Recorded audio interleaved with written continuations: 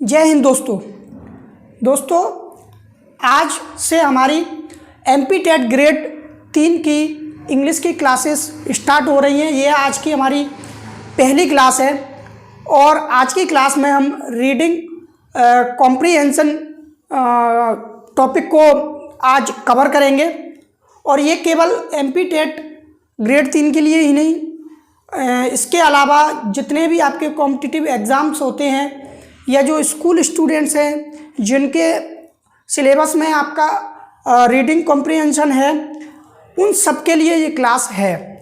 अंतर इतना होता है कि एग्ज़ाम उसके लेवल के हिसाब से आपके अनसीन पैसेज आते हैं। तो सबसे पहले हम रीडिंग कॉम्प्रिहेंशन को समझेंगे कि ये होता क्या है, इसकी डेफिनेशन क्या है।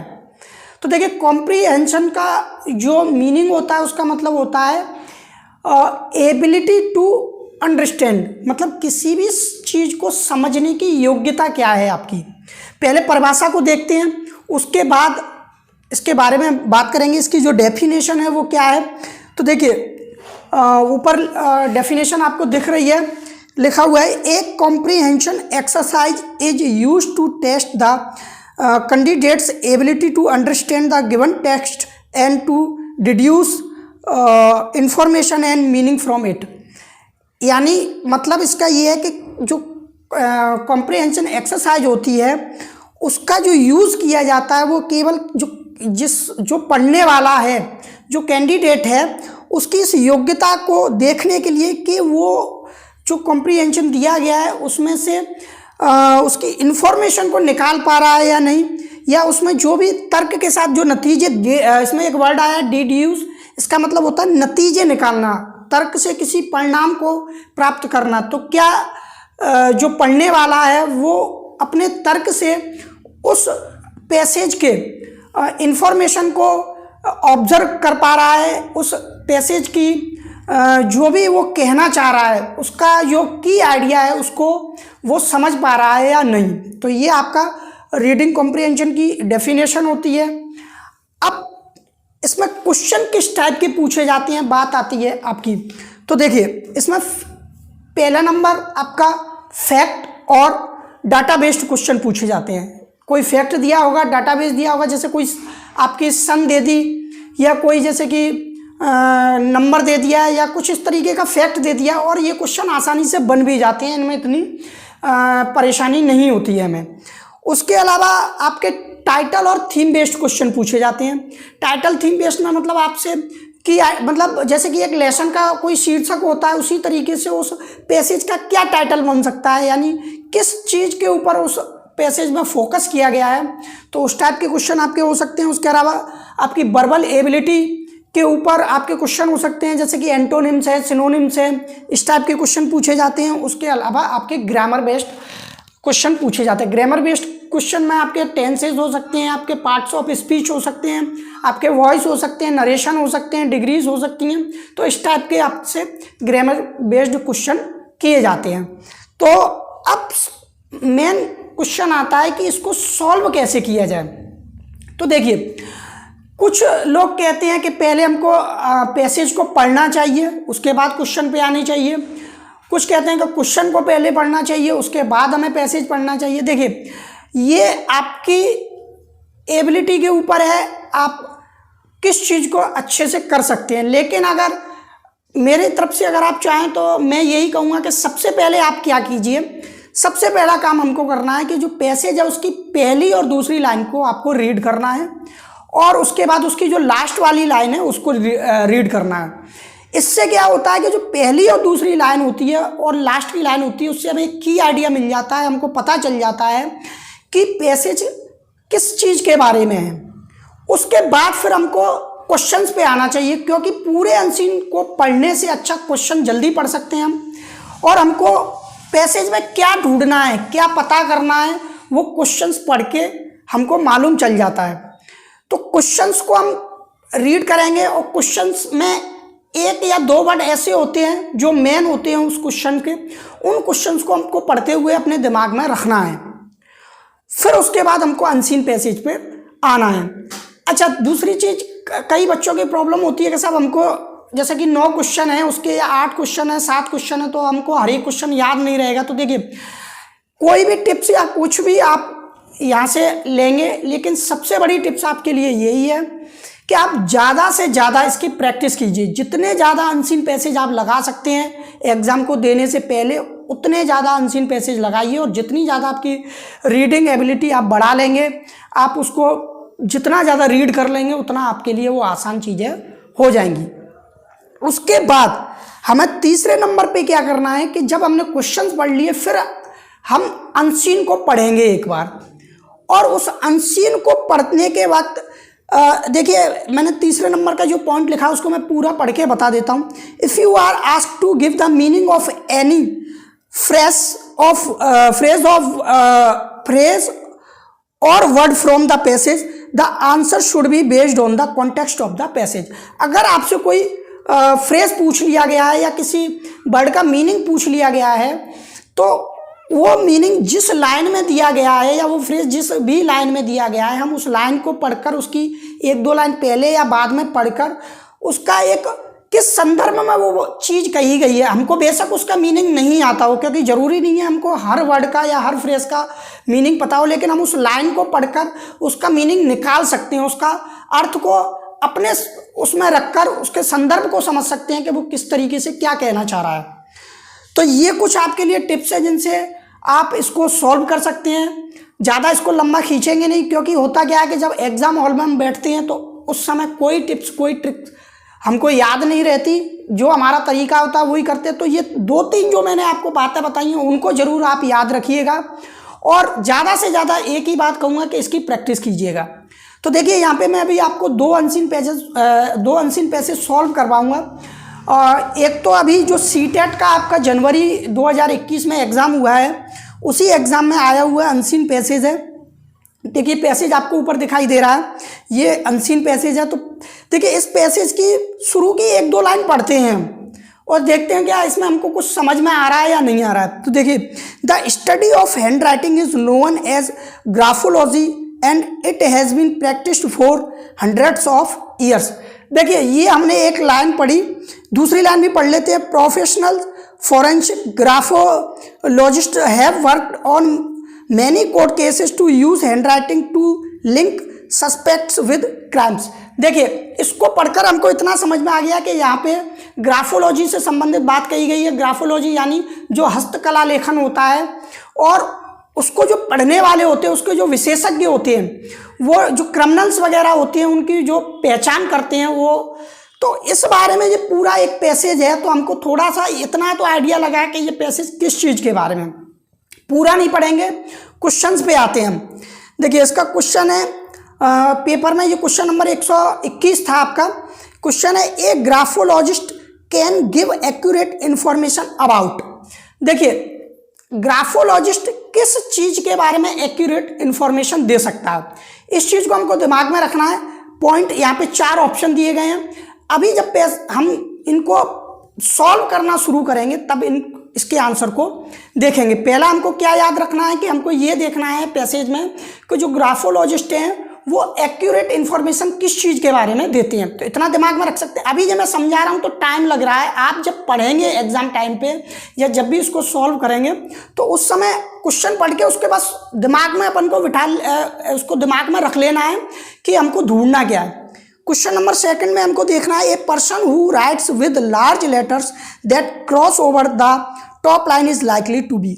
इसमें हमको ये ढूंढना है कि एक व्यक्ति जो बड़े अक्षर लिखता है और टॉप लाइन के क्रॉस ओवर लिखता है वो किस तरह का व्यक्ति होता है। सेकंड क्वेश्चन हमको ये ढूंढना है इसमें। थर्ड क्वेश्चन है आपका, an attention seeking confident person writes with. एक अटेंशन सीकिंग जो पर्सन होता है वो किस तरीके के लेटर लिखता है। उसके बाद read the following statement. 2 statement दी गई हैं, तो ये स्टेटमेंट पढ़कर हमको यहाँ पे ये निकालना है कि ये गलत हैं या सही हैं। उसके बाद जो नेक्स्ट क्वेश्चन है हमारा 125, which one of the following words is similar in meaning in the word verify as used in the passage. अब देखिए ये क्वेश्चन के लिए हमको पूरा अनसीन पढ़ने की जरूरत नहीं है, इसमें एक हिंट दी गई है हमको पैरा 2, उसमें ब्रैकेट में देखिए पैरा 2 में एक वेरीफाई वर्ड दिया गया है, वो वर्ड पैसेज में सिमिलर, उसका मीनिंग क्या निकल सकता है, सिमिलर बोले या सिनोनिम्स बोले एक ही बात है, एक जैसा अर्थ कौन सा वर्ड हमको दे सकता है। तो देखिए हम पैरा 2 में जाते हैं और वहाँ पे देखते हैं कि वेरीफाई। अब देखिए पहले वेरीफाई को समझना पड़ेगा कि वेरीफाई का मतलब क्या होता है, वो हम बता रहा हूँ मैं।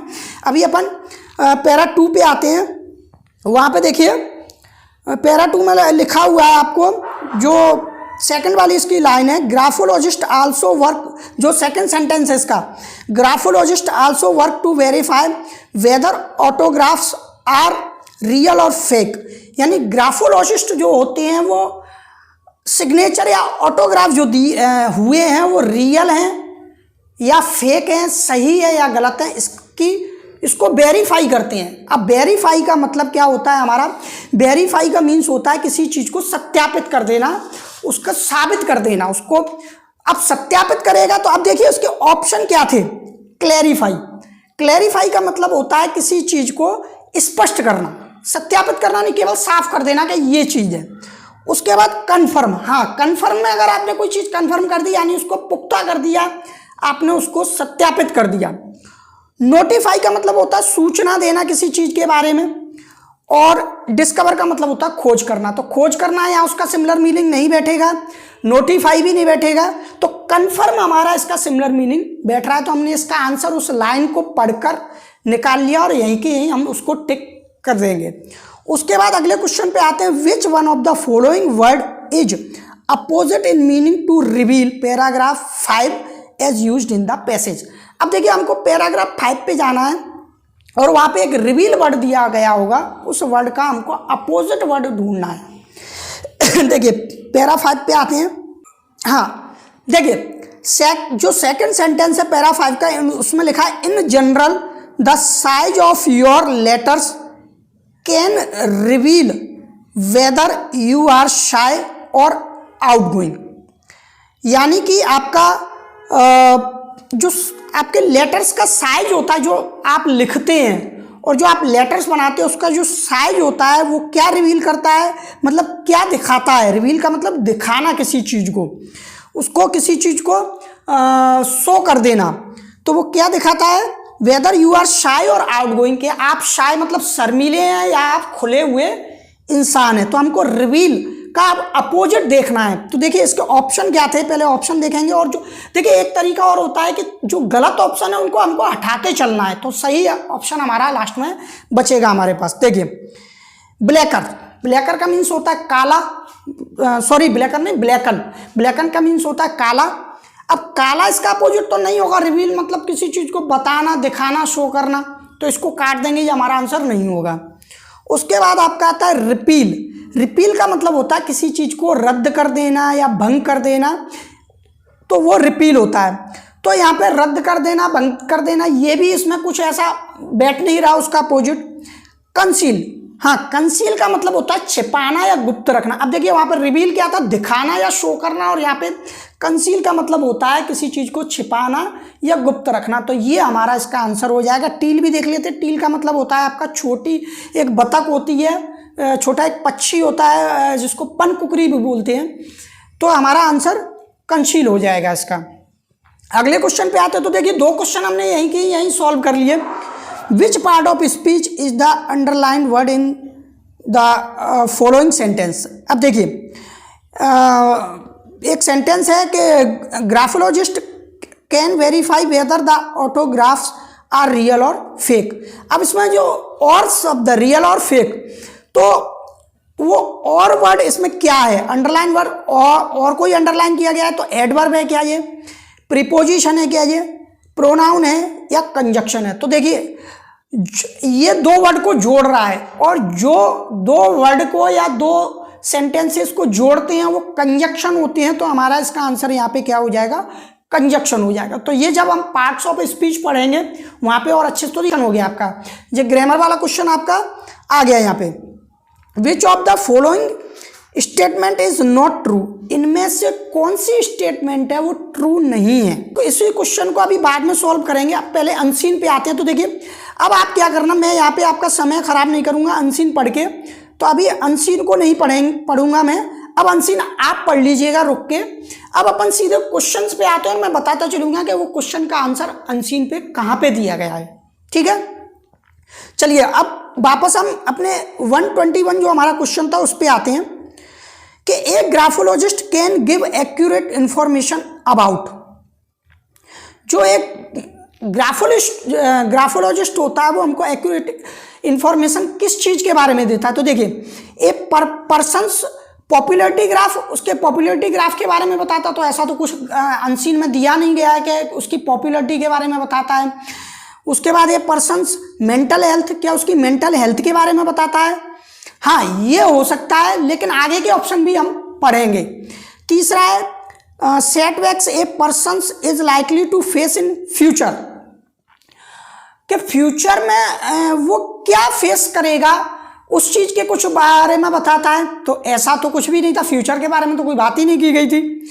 ए पर्सन चांसेस टू सक्सेस, और एक व्यक्ति की सफलता के कितने चांस हैं वो बताएगा, तो ऐसा भी नहीं था। तो देखिए इसका हमारा आंसर नंबर 2 हो जाएगा। उसकी मेंटल हेल्थ कैसी है, मेंटली कैसा व्यक्ति है, तो उसके बारे में अनुमान लगाया जा सकता है। तो हमारा आंसर नंबर 2 हो जाएगा। उसके बाद 122 देखेंगे, a person who writes with large letter that cross over to the top line is likely to be. अब देखिए इसका आंसर आप जो हमारा पैराग्राफ 5 था उसमें दिया गया है, और कहाँ पे दिया गया है नीचे देखिए उसमें दिया है if you write with large letter, अगर आप लार्ज लेटर में लिखते हैं that go over the top line, top line से गो ओवर जाता है, तो you are likely to be the opposite outgoing. Opposite outgoing, देखिए आउटगोइंग दिया गया है तो हमको मिल गया पैराग्राफ में इसका आंसर, टिक कर देंगे हम। चलिए आगे देखते हैं हम 123 को। An attention seeking confident person write with, एक अटेंशन सीकिंग पर्सन होता है वो किस तरीके के लेटर्स लिखता है।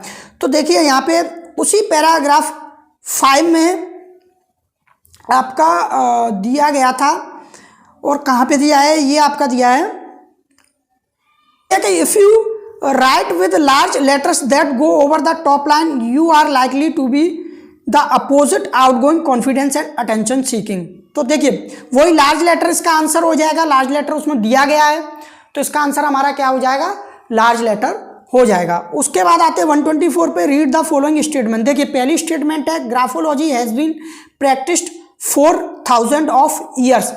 अब देखिए आप सबसे पहली जो लाइन थी उसको पढ़िए, पैराग्राफ 1 की, the study of handwriting is known as graphology and it has been practised for 100 of year. देखिए यहाँ पे क्या दिया है, हंड्रेड्स ऑफ ईयर्स, और इसमें क्या दिया गया है 1000 ऑफ ईयर्स, तो यानी ये फॉल्स हो गया। तो पहला तो हमारा फॉल्स हो गया। सेकंड वाले को देखते हैं, a person's handwriting reveals everything about him, क्या एक व्यक्ति की हैंडराइटिंग उसके बारे में सब कुछ बता सकती है। तो ऐसा तो नहीं है कि सब कुछ बता दे, कुछ कुछ बताया जा सकता है, और ये आपके अनसीन में दिया गया भी था, अगर आपने अच्छे से उसको पढ़ा है तो आपको मिला होगा। तो यानी ये दोनों ही स्टेटमेंट हमारे कैसे हैं, रॉन्ग है, फॉल्स है। तो इसका आंसर हो जाएगा 4 वाला, both A and B are false. चलिए क्वेश्चन नंबर 125 पे आते हैं, और 125 मैंने आपको करा दिया, 126 भी आपको करा दिया, 127 भी आपको बता दिया, 128 रह गया था हमारा। तो देखिए इसमें हमको बताना था कि ट्रू नहीं है स्टेटमेंट। तो पहली मैंने आपको handwriting is used by graphologist to, तो नेल क्रिमिनल्स को पकड़ने के लिए यूज करते हैं वो, तो ये तो सही है, तो ये तो ट्रू है, लेकिन वो नॉट ट्रू पूछ रहा है तो ये आंसर नहीं होगा। उसके बाद वेरीफाई जीनियसनेस ऑफ सिग्नेचर्स।